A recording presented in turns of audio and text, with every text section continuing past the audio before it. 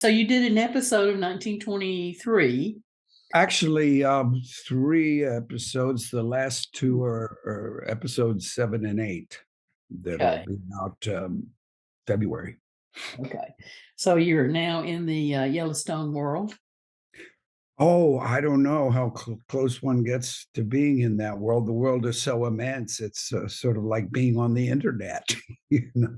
I mean, Taylor Sheridan seems to have so many, um, things in the air right now. It's, amazing. I first, um, was acquainted with him when he did a movie with Jeremy Renner, Cold River or Frozen River, something like that. But it was just, I thought it was wonderful. I can't remember the title, but the movie itself was just so well written and directed, tight and taut, and um, the characters I find that he writes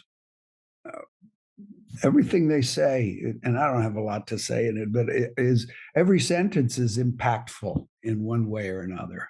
It has it's he's an actor's writer, I Mhm. think, above everything else. I mean, he writes on a large scale all over the place. And certainly 1883 was the first I saw. I hadn't seen Yellowstone. So that was the first I was acquainted with this line. Yeah. And, I I fell in love with that. don't know The how much you can say. She told me you can't say a whole lot because no, doesn't come off no, good. But I'm yeah, afraid not. yeah, But yeah. I'm so it's a lot hits the fan is about all I can say. I've heard that so many times. I'm sure you have. You can keep digging, but the first thing they say to you is, "Don't give any plots away. Don't give any." So, That's exactly right. Well, you, I believe, majored in art. Is that correct? yeah, I did. Actually, I started in art at Mm. Penn State University, before I got into acting, and then I got into acting afterwards, and I just dropped it. I gave it up for, phew, I guess 40 years, and, I had done a few things, and I tell this story a lot because it's important to me, but Henry Fonda, is a great art was a great artist. Yeah, I have a he print of, was. his jacket that he Yeah. and he asked to see it, and I showed him some of it. He said, "This is good. Why'd you quit?" And I said, "Well, I knew I could play Rembrandt, but I could never be Rembrandt, you know." And he said, "Well, that's what's wrong with your acting. It's not about the result. It's about the journey. It's about doing it." He said, "I can paint something for days and you can paint over it and everything else. So it's not about," he says, "it's never going to be perfect." And so I guess during COVID, I started up again because there wasn't that much to do. I was doing Ozark every, month. I'd fly down for my little bit for the year, one of the years there, I guess. And so I started, and it's been great. It's been a lot of fun. And So did you sort of just you do a play or something and you found out that that's what you wanted to do for the rest of your life? Is that it? no, actually, I auditioned for a play and didn't get the part, but I found my people, oh, darling, all those outrageous, eccentric people that hang out in the green room. Suddenly, that's where I belonged. I was, uh, I'd always been a show off my whole childhood. And suddenly that was the place to be. And it just felt comfortable. It felt like the right thing to do. And it was something I could do well. Mhm. I Now, I had, believe your first film, last summer, yes, uh, 1968. 8, I think, or 9, yeah. Yeah. Sort of a controversial film for that. I'm not sure if it was controversial really for the '60s or if it was just the sign of the times.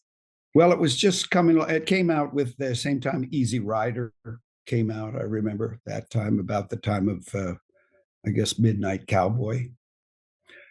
So it was right around that time, and It starred a bunch of newcomers. There was Barbara Hershey, there was Richard Thomas, there was myself, and a girl named Catherine Burns, who was actually nominated that year for the film for Best Supporting Actress.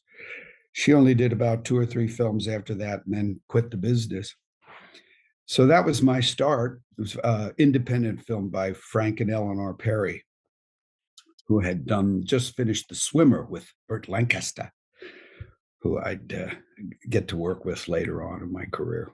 Yeah, I think they gave it an X rating when it came out, and I think it changed to an R rating. Right. Yes. Yeah. Well, there's a pretty Yeah, brutal sexual assault scene at the end of yeah, that. yeah. So, of course, everybody is always interested in Willard. So what that just became a cult classic. Yeah. Yeah. It was a big hit that year. I think it was 72 or 3 something. But I remember it came out and everybody saw it. They would talk about it on the radio. So that was fun.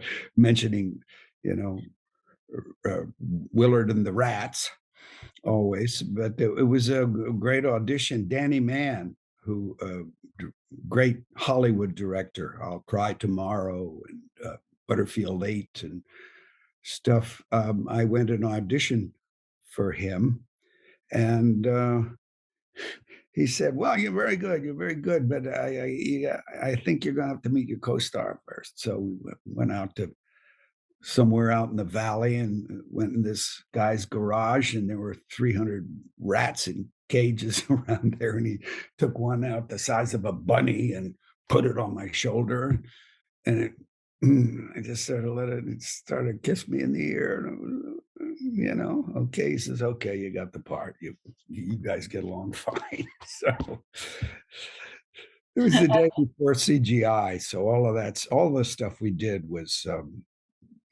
trick, not trick photography, but it was improvisation. I'd say the rats are good improvisers, but not always on cue.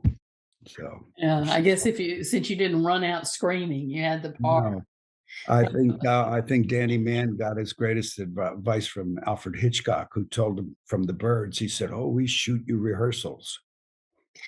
So Right, did a right. lot of that. Shot a Yeah. lot of.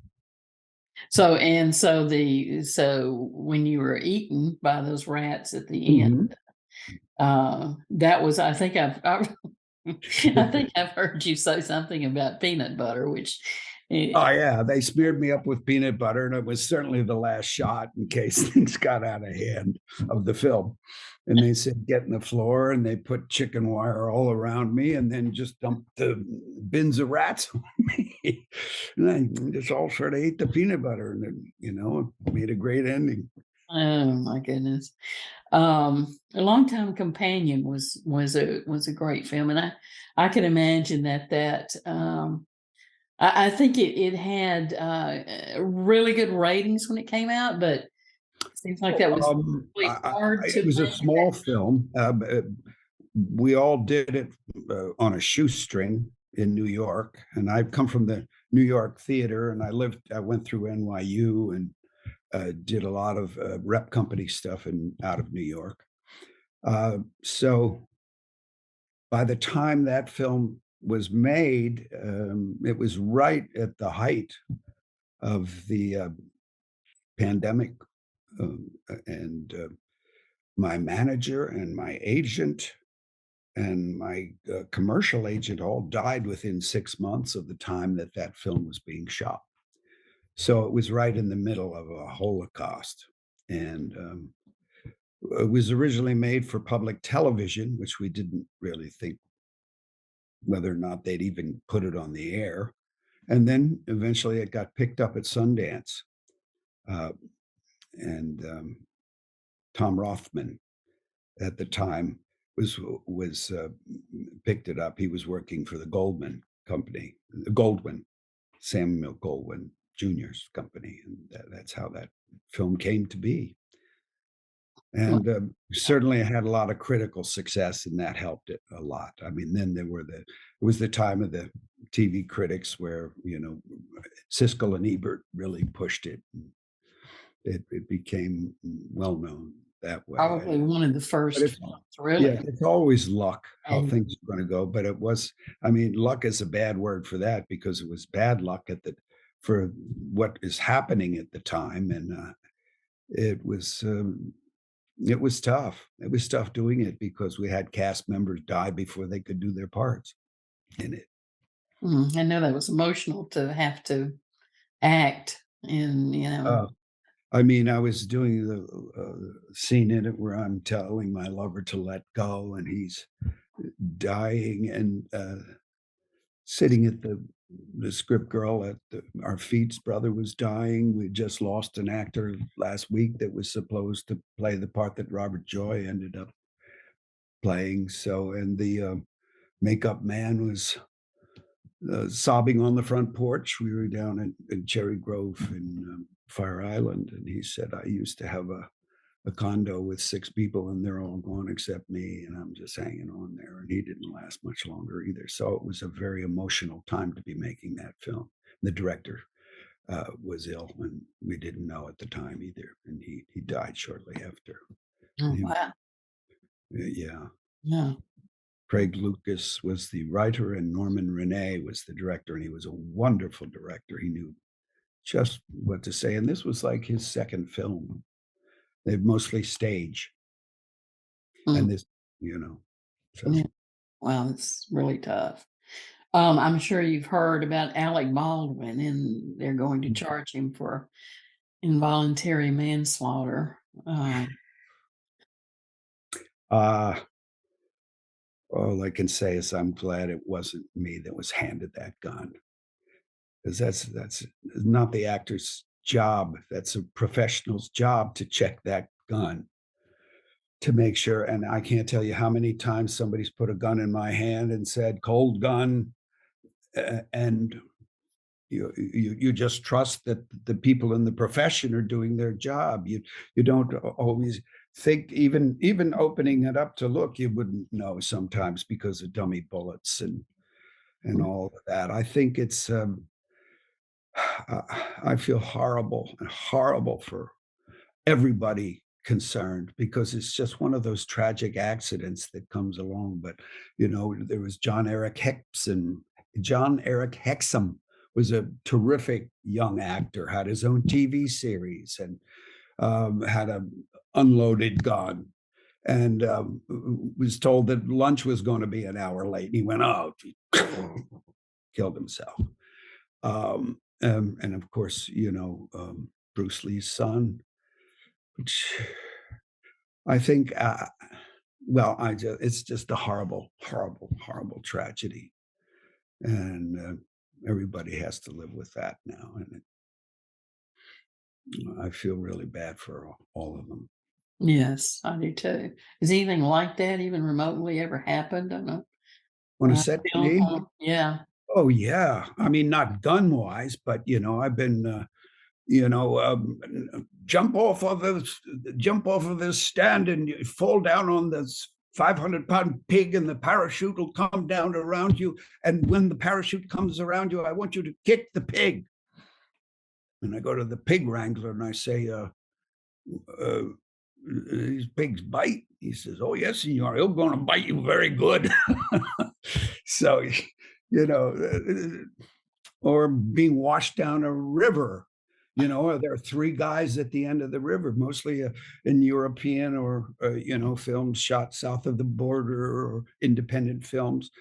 There's always a possibility. I mean, that poor, and I've had stuntmen, uh, friends that are killed on motors. Dar Robinson, who was killed on his motorcycle doing a stunt. It's can be a dangerous occupation. Car accidents, they're all around. And as movies progress, the restrictions get tighter and tighter, and things are closer and closer. But we have, very powerful gun laws in California, and look what happened last week. Yeah. These things happen. I take Uh, it you've never been hurt, uh, Never been hurt.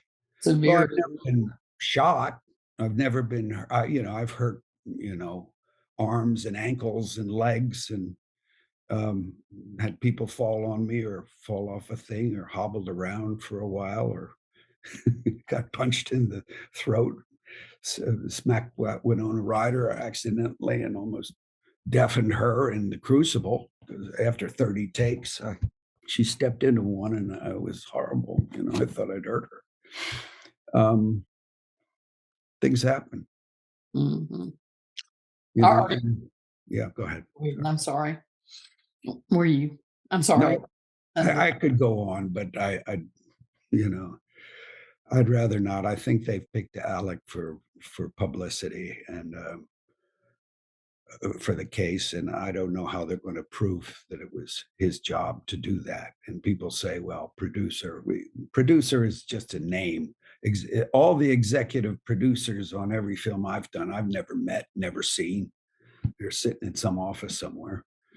So that's usually lots of times a credit. I mean, the line producer is a different story, but executive producers, I've gotten that credit myself.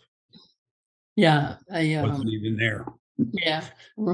Also, involuntary manslaughter for, um, armorer, the person that gave him the gun. So I think they've got 2 counts each, and, I'm not sure what the sentences are or, Well, when there's no sentences. There's a trial or they case. It's just, yeah. something for the media to feed on. Mhm. Are you at the point in your career now where you're just sort of picking and choosing, or is there any particular role that you're looking for? Or I get picked and chosen at this point of my career. I'm a character actor, and I've had a lot of phases. A few of them you'd mentioned. After Willard, I got typecast with critters and weirdos and didn't kiss a girl for 15 years on film. And every part or a suffering dad, with kids in comas and that went on for a decade or so, and then evil wasp senators and uh, now, now I'm going to do one with Bo Bridges. He's the star of this little independent film we're going to shoot up at Morro Bay, and I'm another old guy in it he can talk to. But it's him and a 9-year-old boy. so was this something that you did yourself? You just thought a character actor instead of a leading Well, man it's just necessarily? what happened to me. It's not quite how I planned it. I came in as a young starlet, but that faded. And they say after your 6 pictures, you'll be washed up at 30 as a leading man in most cases. But I was a character actor, so I took supporting roles, and I've been doing that ever since. And I haven't really looked back since then, and it's the most fun. It really is to come in and out. Robert Aldrich told me that the best parts are the villains and the victims. He says, "Play those parts because the audience will remember you and you can raise Mhm, this mhm, down." mhm. Well, I think you and your wife have been married for what, 17, 16, 17 years? Yeah, 17 going on that. That's about right. So, yes, because we have a 16-year-old daughter. Yeah. So what's the So 18. It's oh, coming well. on 18, I guess. How does that long time relationship work? I do everything she tells me. Basically, that's it, her way or the highway. If she says something, I say, "Yes, that's right, I agree with that," because if I don't, I'm in trouble. Um, but she's usually right. Are your children in show business? Oh, you had to ask. My daughter is getting into it. She certainly is. She's 16, and she's just loves it more than anything. I have a 27-year-old son by my previous marriage, and he's a writer, and he's writing. He's in New York presently, but he can be anywhere because he writes off his typewriter. He writes interactive novels. So he's actually writing like 12 novels at the same time for each one. And he's been doing that since he's been out of college. He's 27 now. And my daughter is in some local productions, and she's also with a group called Jack's Theatricals downtown, which are young, up and coming kids doing plays and mostly musicals. Okay. So she Well, by the loves. look on your face, it looked like you didn't really want her to get Well, it. I first of all, this is the part where she doesn't want me to tell her anything, and I'm at the point where I am dying to talk to her about things, but she doesn't really know how hard the business is. I guess she'll find that out on her own as she goes along. But it's not an easy it's not an easy life, and there's never any security in it for any no one but a few handful of people who everyone uh, east of Hollywood thinks, live in mansions and have servants and run around and act like buttholes. Mhm, Mostly they're just working people. mhm. Yeah. Well, you told me about, your project with Bo Bridges. Anything else coming up? Oh, yeah, I got a couple of things coming out. I'm like, the little roots and tubers that I'm picking along the road here.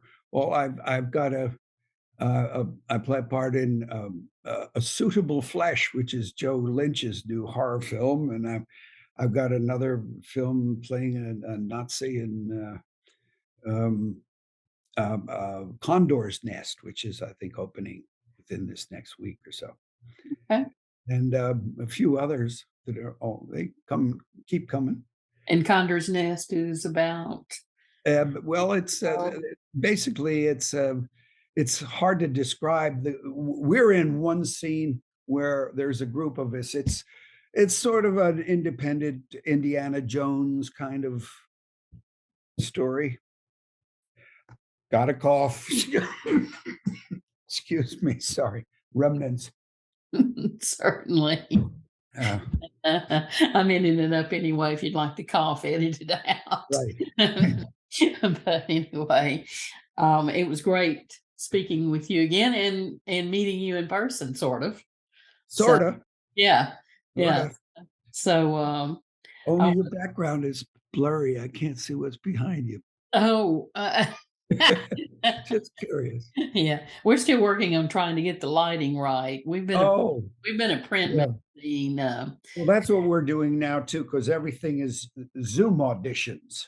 Yeah, Which, yeah, we've been a print magazine for about 12 years. So 13. So, this is sort of a change, but of course it's where everything is going. yes, yeah, it Basically, certainly is. people are so this has just been a little over a week since we Mhm. started this. And so but I've started doing all of the interviews on Zoom. So I had sort of a backlog I was putting on the YouTube channel, Mhm.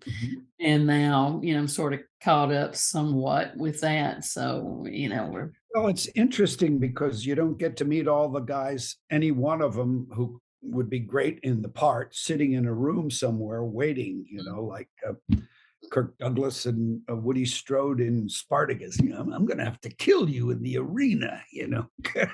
yeah. But when you get to my age, we're all old friends, and it's like a high school reunion where we all sort of get Yeah. together, Yeah. catch up.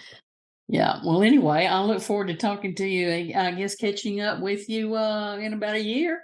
Okay, Or come, maybe come sooner. knocking. You got my number, so just come knocking. Well, All right, Bruce. If it may be sooner or whatever. Anyway, have a nice rest of your day. Thanks for taking the time. thank you, Melissa. Take care. Take care.